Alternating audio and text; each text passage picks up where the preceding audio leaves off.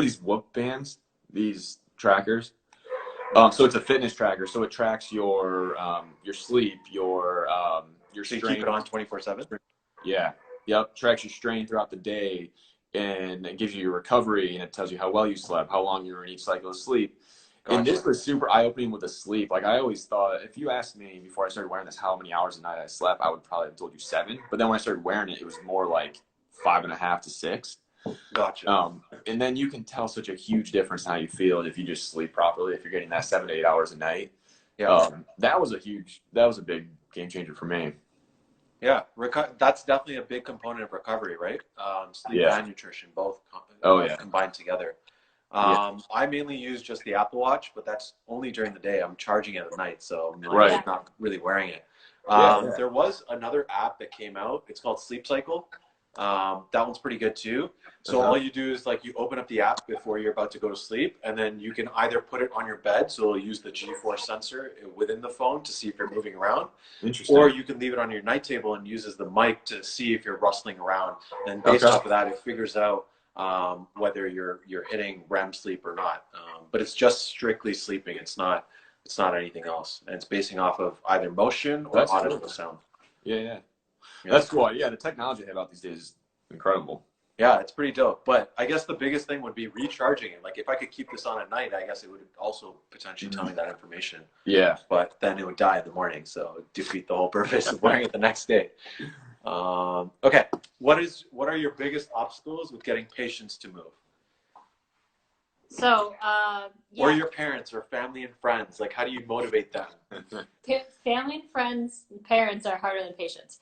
But no, patients, I think I've learned over time that you really have to meet someone where they're at.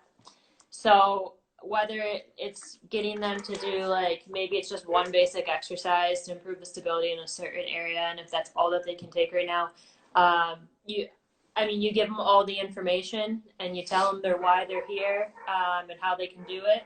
And honestly, I don't try to convince someone that this is what they need to do. I think they need to want to do it. So like, I'll give them all the information. I'll give them the opportunity, and if they're not ready then, they will be ready in the future. And I've been in practice for like 4 years now. I mean, you do see those patients who weren't ready at first, they're coming back a few years later saying, okay, like I'm ready. Yeah, you've planted the seeds. Yeah. That makes sense. So. Yeah, I mean, it can be a challenge, especially if I think it's harder with the patients that they didn't grow up playing sports or anything, and they've never really been through any type of workout routine. It can be tougher with them. So I think with that type, I think it's good to start easy, like real basic stuff. Start by having them do stuff at home. Like I'll give people just basic things to do at home first. Yeah.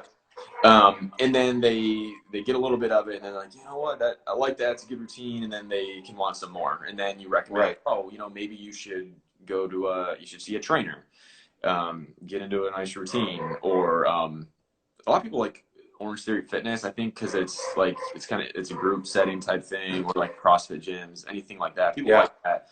Or like the bar classes, a lot of people like that. Yeah, I think Orange Theory was the fastest growing gym, I think 2 years ago, or the fastest growing franchise.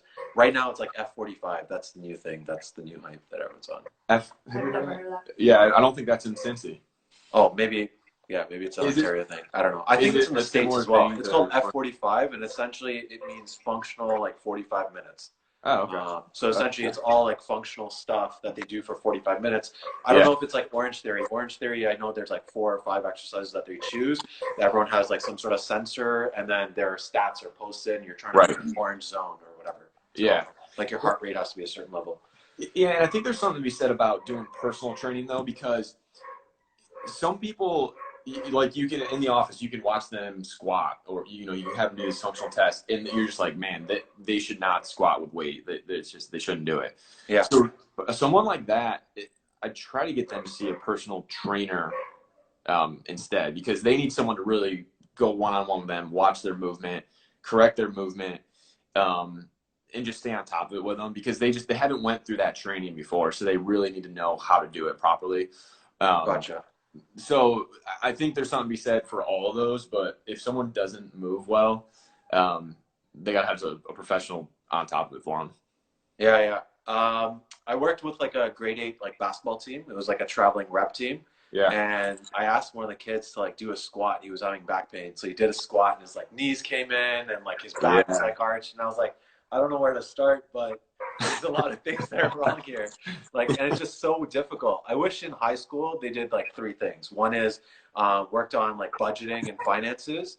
2 is taught you how to cook, and the last thing would be to how to work out or how to move. Like ingrain that in us so that we can build form properly. Right. We might be out of jobs at that point if that comes to it, because then everyone has nice clean movement. Yeah. But I think it's better in the long run. Those are basics that we need. Like it makes sense. Even if people move, if everyone moved perfectly, things happen still. And injuries people push the envelope, and injuries just happen. So yeah, but I agree with you on finance stuff, which is fine. It's better for humanity. It just makes sense, though. Yeah.